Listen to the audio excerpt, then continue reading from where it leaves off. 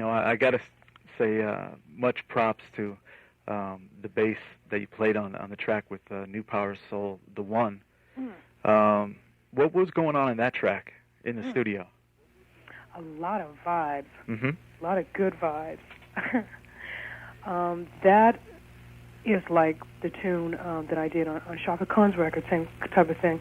Whenever I get to play fretless on a record and get to have a lot of motion with it, it's a wonderful thing too, because you have to have the room, you have to have the space in the music, in the song, in the production to be able to appreciate the instrument, because it's a different type of instrument. And man, I had a lot of fun on that. I play that with my MTD 6-string, and I love fretless bass. It's a little bit of a different vibe, but again, we don't always get the opportunity to play this instrument all over the place and to have it be heard, because it's a little different. Now, is it more challenging to play fretless? I don't know if it's more challenging. It's different. Intonation is an issue, because it's like life. There's no frets, so therefore there's no boundaries. You can go wherever you want to go, but there are boundaries if you're, playing a style of music or playing something that requires you to have boundaries and requires you to play in tune or have a particular intonation. I mean, you can do quarter tones, you can get all in between, anything in it, but there's no lines, there's no boundaries. So it's a little bit more challenging as far as that's concerned. And you play a little bit differently. It's a little bit more personal, because your fingertips are really where the sound comes from, a little bit more than playing against the metal of the frets. If you can understand what I'm saying. Did I explain myself properly? No, I'm definitely fine. Yeah, I always love having musicians come on, and I'm a wannabe musician, so it's great to listen to what's going behind playing an instrument and recording and performing. So, thank you. Now, how about it must be something up at Paisley Park when accomplished bassists like yourself and of course Larry Graham and Prince get together. You ever three just go off playing the bass? I think we probably have had an instance or two of that, and it's a wonderful thing, because I have always been a fan of Larry Graham, and just like Prince, for me to finally meet him was an amazing thing as a bass player, because he is one of the best, and he's great. He's the best at what he does, and he's an institution, and more people need to know about him. If you don't know who Larry Graham is, you need to, because he was doing and is still doing some amazing, amazing things. He has great songs. I love his stuff. I love his whole catalog.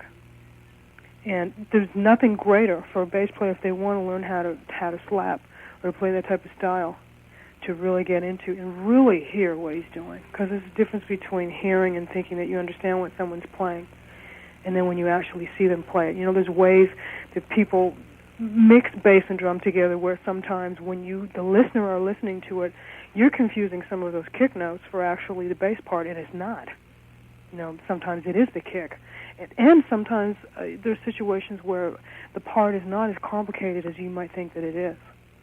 So it's really valuable when you can actually watch players like that you respect sitting down and playing, something like Hair or Jam or whatever right in front of you.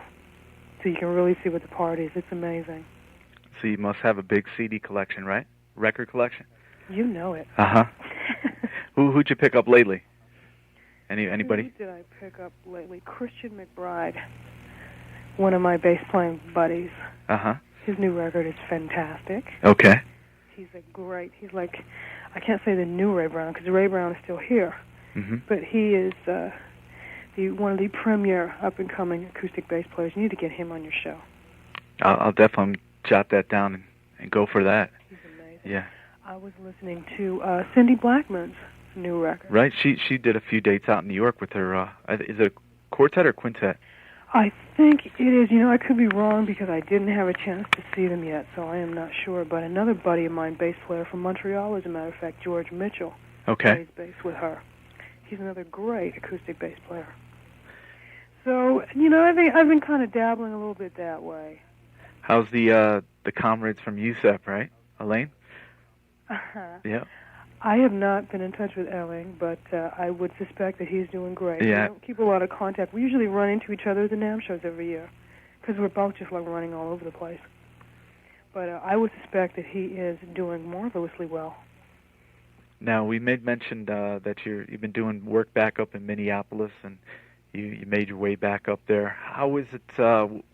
What's been going on, if you can talk a bit about it, and how is it after maybe taking a year or two break from things up there? It's cold. No, I'm kidding. I'm talking about the weather. Oh, right. It's nice, you know. John Blackwell's a new drummer. I'm really digging playing with him. He's a very, very energetic guy. Great player, great chops, great tempo. Playing some different material that we haven't played before, that I have never played before. So it's nice. It's a different sized group.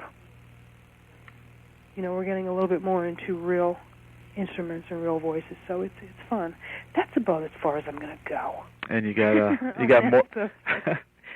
You check out MPG Online Ltd. to get all the recaps on the late night parties and jams. There you go. Exactly. Yeah, and get the real story. But it's good to see Morris is still there, and Morris is great, and he does a bang up of a job. Yeah. There's a super talented guy. You think he was an octopus. You think he would have 8 arms. Right. All the stuff that he does. And he should be a comedian. Oh, yeah. I've seen, I caught you on, I think it was BET. That was